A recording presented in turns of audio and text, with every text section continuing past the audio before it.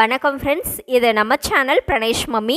இன்றைக்கி வந்து நம்ம வீடியோவில் நம்ம இதை பற்றி பார்க்க போகிறோம் அப்படின்னா 8 மந்த்ஸ்லேருந்து எல்லா வயசு குழந்தைங்களுக்குமான ஒரு super healthy wait gaining baby food recipe.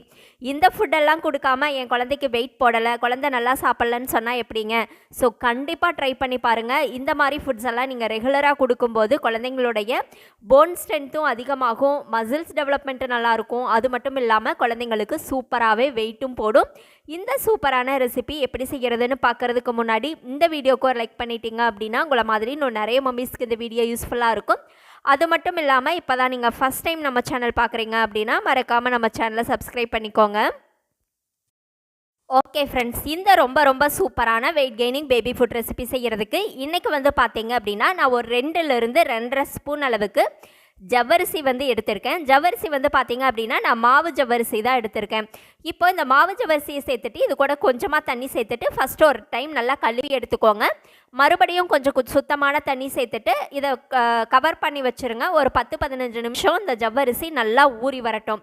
இப்போ ஸ்டவ்வில் வந்து ஒரு சாஸ்பேன் வச்சுக்கலாம். இதில் வந்து கொஞ்சமாக தண்ணி சேர்த்துக்கோங்க. ஒரு 2 டம்ளர் அளவுக்கு தண்ணி சேர்த்துக்கோங்க. இப்போ நம்ம ஊற வச்சுருந்தோம் இல்லையா ஜவ்வரிசி, அது வந்து நல்லா ஊறி வந்துட்டுருக்கு. இந்த தண்ணி வந்து நல்லா கொதிப்பிடிக்க ஆரம்பித்த உடனே கையில் வந்து இந்த மாதிரி நல்லா மசிச்சு பார்த்தீங்க அப்படின்னா அந்த ஜவ்வரிசி நல்லா மசிஞ்சு வரும். அந்த அளவுக்கு வந்து ஊற வச்சு எடுத்துக்கோங்க.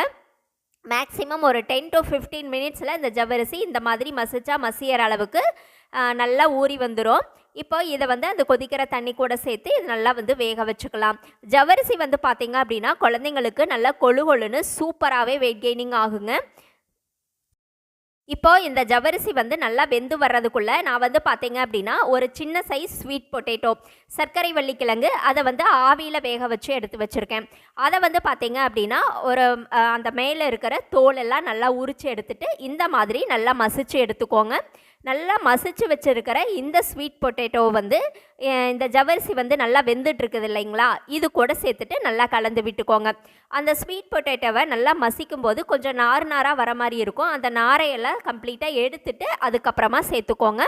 இப்போ இது கூட எல்லாம் ஃபுல்லாக சேர்த்துட்டு இப்போ ஒரு மேஷர் வச்சு இது எல்லாத்தையும் நல்லா மசிச்சு விட்டுறலாம். ஏன்னா அந்த ஸ்வீட் பொட்டேட்டோ வந்து அந்த ஜவ்வரிசி கூட நல்லா கலந்து வரணும் இல்லையா, அதுக்காக. இப்போது இதை வந்து நல்லா மசிச்சு விட்டுட்டிங்க அப்படின்னா அந்த ஜவ்வரிசி அதுக்கப்புறம் அந்த ஸ்வீட் பொட்டேட்டோ எல்லாமே நல்லா மசிஞ்சிட்டு சாஃப்டாக குழந்தைங்களுக்கு ஊட்டுற மாதிரி கன்சிஸ்டன்சிக்கு வந்துடும். அதுக்காக தான் நான் நல்லா மசிச்சு விட்டுருக்கிறேன். இன்னும் ஒரு 3 to 4 மினிட்ஸ் ரெண்டுமே சேர்ந்து நல்லா குக் ஆகி வரட்டும். இப்போ வந்து பார்த்தீங்க அப்படின்னா இந்த ஸ்வீட் பொட்டேட்டோ அதுக்கப்புறம் ஜவ்வரிசி ரெண்டுமே நல்லா வெந்து வந்துட்டுருக்கு. ரெண்டுமே வந்து பார்த்திங்க அப்படின்னா குழந்தைங்களுக்கு அவ்வளோ சூப்பராக வெயிட் கெய்னிங் ஆகக்கூடியது தான்.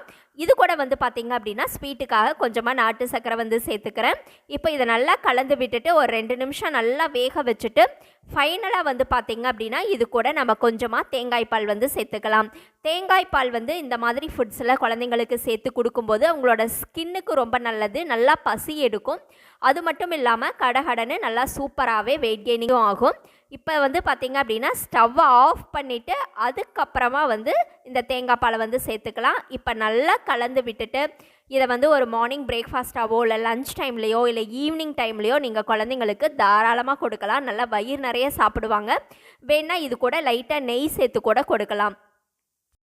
ஓகே ஃப்ரெண்ட்ஸ், இந்த ரெசிபி உங்களுக்கு பிடிச்சிருந்தது அப்படின்னா மறக்காமல் நம்ம சேனலை சப்ஸ்கிரைப் பண்ணுங்கள், லைக் பண்ணுங்கள். அதே மாதிரி உங்களுடைய கருத்துக்களையும் கமெண்ட்டில் சொல்லுங்கள். Thank you friends.